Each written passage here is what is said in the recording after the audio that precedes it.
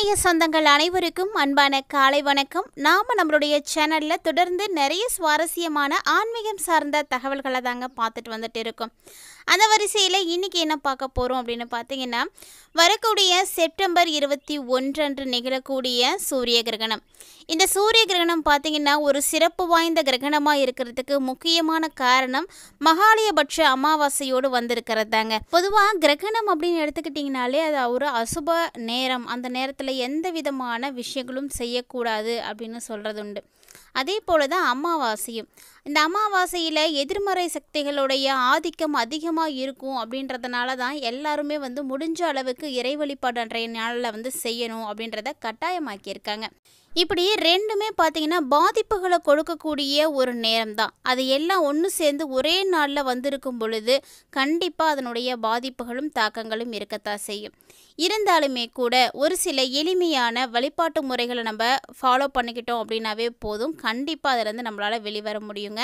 அதை பற்றிய ஒரு தெளிவான விளக்கத்தையும் துளாராசி நேயர்களுக்கு அடுத்து வரக்கூடிய நாட்களானது இந்த கிரகணத்திற்கு பிறகு எப்படிப்பட்ட மாற்றங்களை எல்லாம் கொண்டு வரப்போகுது அப்படின்றதையும் தான் நீங்கள் தெரிஞ்சுக்க போகிறீங்க. வீடியோக்குள்ளே போகிறதுக்கு முன்னாடி நீங்கள் இன்னும் நம்ம சேனலை சப்ஸ்கிரைப் பண்ணாமல் இருக்கீங்க அப்படின்னா மறக்காமல் சேனலை சப்ஸ்கிரைப் பண்ணிக்கோங்க. கூடவே பக்கத்தில் இருக்கிற பெல் சிம்பிளையும் கிளிக் பண்ணிக்கோங்க. அப்போ தான் நாங்கள் போடக்கூடிய வீடியோக்கள் எல்லாமே உங்களுக்கு நோட்டிஃபிகேஷனாக உடனுக்குடன் வந்தடையும். நீங்களும் பார்த்து பயன்பெறலாம். வாங்க வீடியோக்குள்ளே போகலாம். 2025ஆம் ஆண்டு வரக்கூடிய இந்த சூரிய கிரகணம் பார்த்தீங்கன்னா ரொம்ப ஒரு அற்புதமான ஒரு கிரகணம் தான். ஏன்னா 100 ஆண்டுகளுக்கு பிறகு இது ஒரு அபூர்வமான கிரகணமாக இருக்கிறதுக்கு காரணம் என்ன அப்படின்னா, ஒரே மாதத்தில் 2 கிரகணங்கள் வந்திருக்கிறது தாங்க. அதாவது செப்டம்பர் 7ஆம் தேதி அன்று தான் சந்திர கிரகணமானது நடந்து முடிஞ்சது. அதனுடைய தாக்கமே இன்னும் குறையாமல் இருக்கும் பொழுது அடுத்து இன்னொரு கிரகணம் ஏற்படும் பொழுது இதனுடைய தாக்கமும் சேர்ந்தே கிடைக்க போகுது. ஸோ இதனால் அதீத விதமான மாற்றங்களானது 12 ராசிக்காரர்களுமே அடைய போகிறாங்க. அதில் துளாராசி நேயர்கள் என்ன மாதிரியான பாதிப்புகளை அடைய போகிறாங்க, என்ன விஷயங்களை செஞ்சீங்க அப்படின்னா உங்களுக்கு சிறப்பாக இருக்கும் அப்படின்றத பற்றியெல்லாம் தொடர்ந்து பார்த்து தெரிஞ்சுக்கலாம். அதுக்கு முன்னாடி இந்த கிரகணம் எப்போ ஏற்படுது, எவ்வளவு நேரம் நீடிக்குது, என்ன மாதிரியான கிரகணமாக இருக்குது, இது நமக்கு தாக்கங்கள் கொடுக்குமா இல்லையா அப்படின்றத பற்றிலாம் நம்ம முதல்ல பார்த்துடலாம். 2025ஆம் வருடத்தினுடைய 2வது சூரிய கிரகணம் அல்லது கடைசி சூரிய கிரகணம் அப்படின்னு சொல்லலாம்.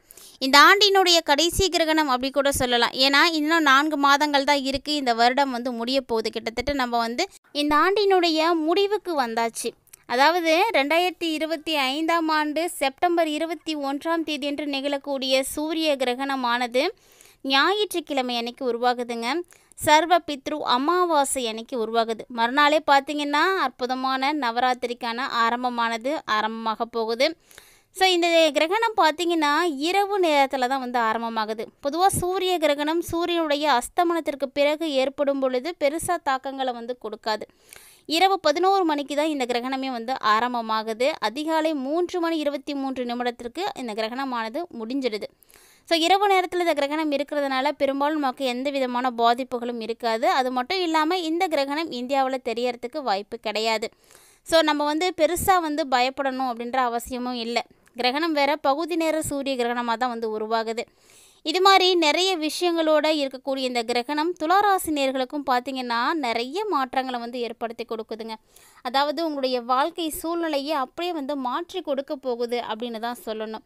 அது எந்தெந்த வகையில் கொடுக்க போகுது அப்படின்றதெல்லாம் நம்ம பார்க்கலாம். அதுக்கு முன்னாடி யாருக்கெல்லாம் உங்களுடைய ஜனனகால ஜாதகத்தை முழுமையாக பார்த்து தெரிஞ்சுக்கணும் அப்படின்னு விருப்பம் இருக்கோ அவங்களாம் மறக்காமல் ஸ்க்ரீனில் தெரியக்கூடிய இந்த வாட்ஸ்அப் நம்பரை நீங்கள் தொடர்பு கொண்டு உங்களுக்கான பலன்களை முழுமையாக தெரிஞ்சுக்கோங்க. 12 ராசிகளில் துளாராசி அன்பர்களே கண்டிப்பாக இந்த காலகட்டங்களில் நீங்கள் கவனமாக தாங்க இருக்கணும்.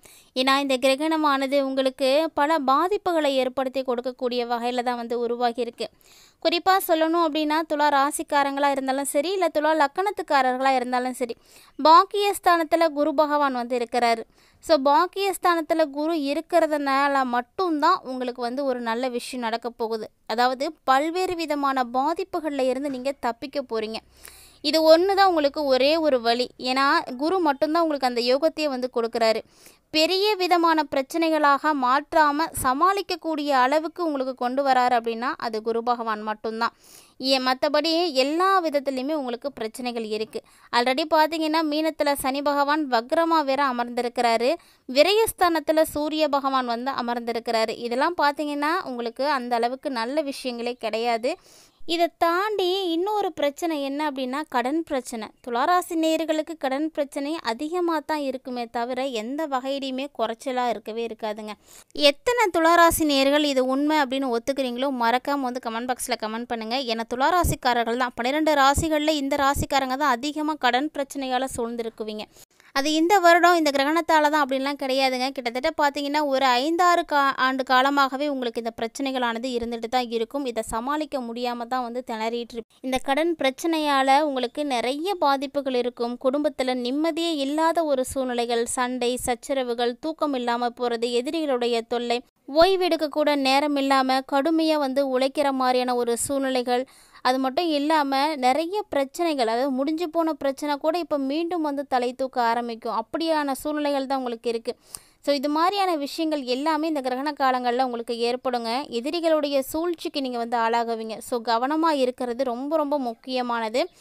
இவ்வளவு பிரச்சனைகள் இருந்தாலுமே கூட முன்னாடியே நான் சொன்ன மாதிரி தான் குரு பகவானுடைய அருள் மட்டும்தான் உங்களுக்கு வந்து ஒரு பாதுகாப்பாக வந்து இருந்துகிட்டு இருக்குது.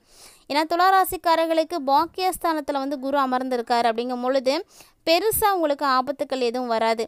ஆனால் கண்டிப்பாக கவனமாக இருக்கணும். எந்த விஷயம் செஞ்சாலும் நீங்கள் வந்து புத்தி சாதுரியத்தோடு வந்து செய்யணும். உங்களுக்கு அது மாதிரி செய்ய தெரியல அப்படின்னா அனுபவம் மிக்கவர்கள்ட்ட கருத்துக்களை வந்து கேட்குறதும் தவறு கிடையாது. நீங்கள் என்ன செஞ்சாலும் அது தவறாக போய் முடிஞ்சிடும். அந்த மாதிரியான ஒரு சூழ்நிலைகள் தான் இப்போ வந்து இருந்துகிட்டே இருக்குது. அதுலேயும் ஆரோக்கியத்தில் பார்த்தீங்கன்னா முழுக்க முழுக்க நீங்கள் கவனமாக இருக்க வேண்டிய ஒரு நேரம். பயணங்களின் பொழுதும் நீங்கள் கவனமாக தான் இருக்கணும். பாஸ்போர்ட், விசா, பத்திரம், ஆவணங்கள், சான்றிதழ்கள் இது மாதிரியான விஷயங்களை தொலைக்கிறதுக்கான வாய்ப்புகள்லாம் நிறையவே இருக்குது. ஸோ ரொம்ப ரொம்ப கவனமாக வந்து பயணிக்க வேண்டிய ஒரு நேரம் தான் இந்த காலகட்டங்கள். ஆரோக்கிய ரீதியாக நிறைய பிரச்சனைகள் வந்து இருக்குங்க. அடிக்கடி தலை சுற்றுறது, மயக்கம் வர்றது, இது மாதிரியான பாதிப்புகள்லாம் வந்து ஏற்படும். கூடவே பார்த்தீங்கன்னா சூரியன் வந்து உங்களுக்கு விரயஸ்தானத்தில் இருக்கிறதுனால எலும்பு வலிக்கிறது, மறைமுக பிரச்சனைகள், இது மாதிரி ஆரோக்கிய பிரச்சனைகள் எல்லாம் வந்து உங்களுக்கு வரத்துக்கான வாய்ப்பு நிறையவே இருக்குது. ஸோ ஆரோக்கியத்தை முழுக்க முழுக்க கவனமாக வந்து பார்த்துக்கோங்க. அதே போல் தான் பண விஷயத்துலையும் நீங்கள் ரொம்ப கவனமாக தாங்க இருக்கணும். டெபாசிட் செய்யலாம், நல்ல வட்டி கிடைக்கும் அப்படின்ற மாதிரி எங்கேயாவது போய் நீங்கள் மாட்டிக்கிறதுக்கு வாய்ப்பெலாம் இருக்குது.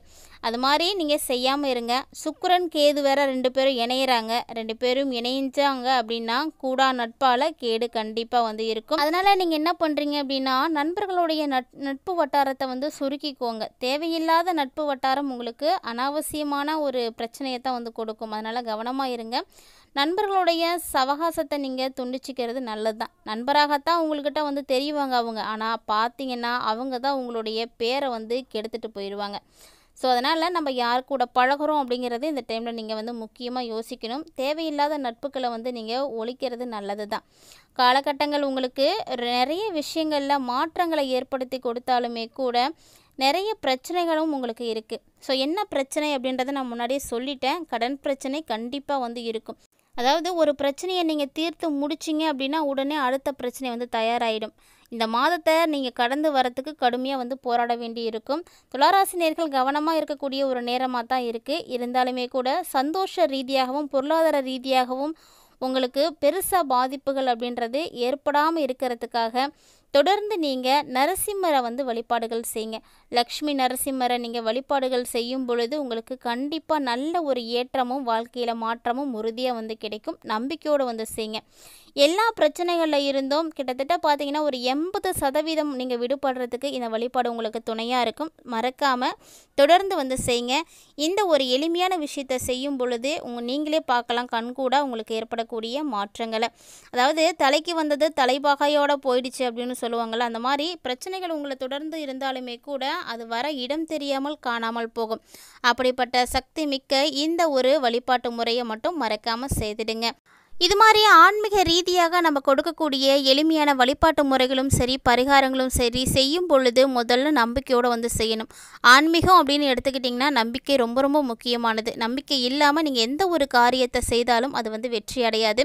ஸோ நம்பிக்கையோடு வந்து செய்யுங்க, நல்லதே நடக்கும். இந்த பதிவில் துளாராசி நேயர்களாகிய நீங்கள் நிறைய விஷயங்களை தெரிஞ்சிட்டு இருப்பீங்கன்னு நினைக்கிறேன். வீடியோ உங்களுக்கு பிடிச்சிருந்தா லைக் பண்ணுங்கள், ஷேர் பண்ணுங்கள், மறக்காமல் கமெண்ட் பண்ணுங்கள். மேலும் இது போல் பல இன்ட்ரெஸ்டிங்கான தகவல்களை எல்லாம் நீங்கள் தொடர்ந்து பார்த்து தெரிஞ்சுக்கணும் அப்படின்னு விருப்பப்பட்டீங்கன்னா மறக்காமல் நம்ம சேனலை சப்ஸ்கிரைப் பண்ணிவிட்டு ஃபாலோ பண்ணிக்கோங்க. லக்ஷ்மி நரசிம்மரை மனதார வழிபாடு செய்துட்டு லக்ஷ்மி நரசிம்மரை போற்றி போற்றி அப்படின்னு மறக்காமல் கமெண்ட் பாக்ஸில் கமெண்ட் பண்ணுங்கள். லக்ஷ்மியினுடைய அருள் பரிபூர்ணமாக கிடைக்கும் பொழுது கடன் காணாமல் போகும். இது நீங்கள் கண் கூட வந்து ஃபீல் பண்ண முடியும். மறக்காமல் கமெண்ட் பாக்ஸில் கமெண்ட் பண்ணுங்கள், மனசார பிரார்த்தனை செய்துக்கோங்க. இந்த பதிவில் பார்த்து தெரிஞ்சிட்டு இருக்கக்கூடிய தகவல்களை போல மற்றும் ஒரு சுவாரஸ்யமான தலைப்பில் சந்திக்கலாம்.